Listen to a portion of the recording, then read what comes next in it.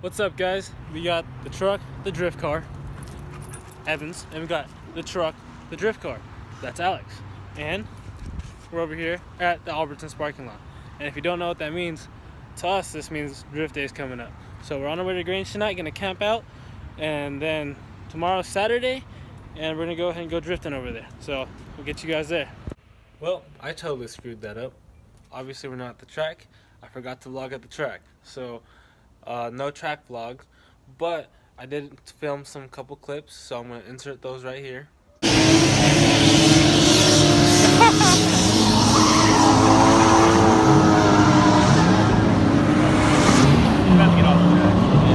Oh no? No, no fucking way.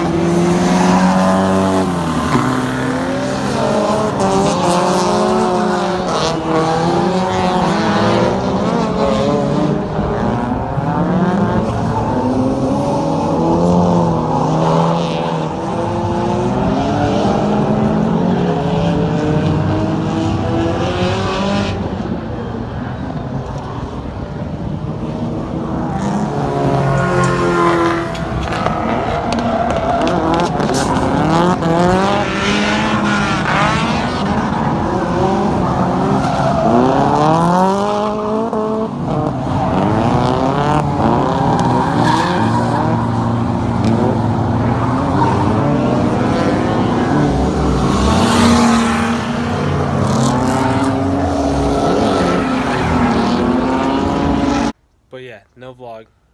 Sorry, my bad. But the Z made it. Z's fine. Evan's car was fine. My car didn't drift. But now, because of that event, it made me want to finish my car even sooner. So, with the intercooler piping that I had laying in that box over there, I scrapped up a couple pieces again, made it work with the new intercooler. And all you need to do is buy some good couplers, because my issue before was I had AutoZone couplers. And under heat, under all the boost, they tended to pop off, expand, warp a bit, so they weren't really working out. So, good couplers should do the trick. But today, the video is going to be, first off, we're going to start by installing the new Street Faction seat brackets. And you're probably going to say, didn't you do that already? But if you don't remember, I did say that I only had the driver's side at that time. Now we got the passenger side, and we're going to go ahead and install those. So let's get to it. I think it's really cool that my car is the same color as the Street Faction brackets. If you guys didn't know, I have this little theme going with the 1G3 color coding on all of my little panels, and then not realizing that Street Faction brackets are the same color. So that being the same color actually ties in my interior really well, and I'm so happy with that. You guys already saw me do the driver's side, and it's the same exact thing for the passenger side, so I'm not going to bore you guys with all of that stuff. So we're just going to do a quick little time lapse and then get on to whatever it is we're going to do for the day.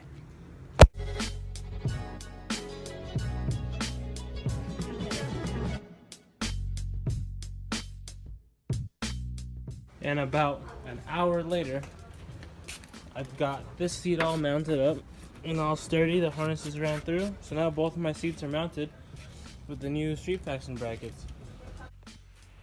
The main reason why the passenger side is so much easier than the driver's side is because the driver's side I have to deal with how far forward or back the seat is, if it's reclined good enough, how far away I am from the steering wheel and the pedals. So it takes a lot of time to figure out exactly where the seating position is. But for the passenger side, all that has to be done is bolt to the seat, bolt it to the floor. As long as it can sit in the car securely, it's all that matters. So that's why passenger side was so much easier. It only took me about an hour. As you guys remember, that side took me a couple hours, and I ran into a bunch of problems too, so that didn't help. But as of the seat brackets, we're all good to go, and then we'll see what else we're gonna do today. This literally shows how much or how long it's been since I've driven this car. It's so bad.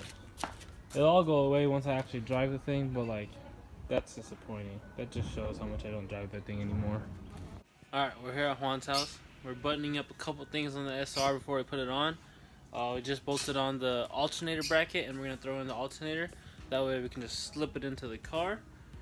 And that's about it. Obviously, you guys know we went to 90's forever already. Juan obviously didn't make it, but it's all good because now we have time to do everything right, not rush anything, so we can make sure all loose ends are tightened and it doesn't just make it to the event with a bunch of things that we have to redo. So it's a bad part that we missed it, but it's also good that we missed it because now it can just be all right the first time.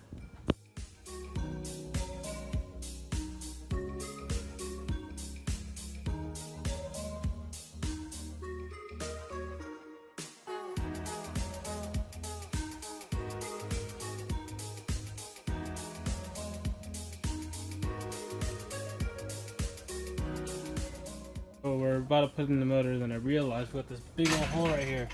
So we got to put the starter in, and good thing I caught that because we do not want to do that once it's in the car. It's doable, but if I can do it right there, it's better than having to do it way down in there. So we're going to get that on and continue with putting the motor on. So the SR's in. The hoist cherry picker thing wasn't really working in our favor. That thing doesn't really like to go up all the way, so we had to lift it up. But it's sitting on the motor mounts, the P2M motor mounts. They're hand tight right now, but they're sitting on them. And Juan is under the car right now, bolting the tranny cross member under. And then once that's bolted up, we can pull the jack out of the tranny, and the motor and trans will be held up under its own. So that's one big step out of the way. Alright, so for the trans mount, we got the bushing onto the actual cross member, and we were able to bolt it onto the tranny itself. But our issues we're having, the issue that we're having is we don't have the 4 bolts that bolt the cross member to the actual car.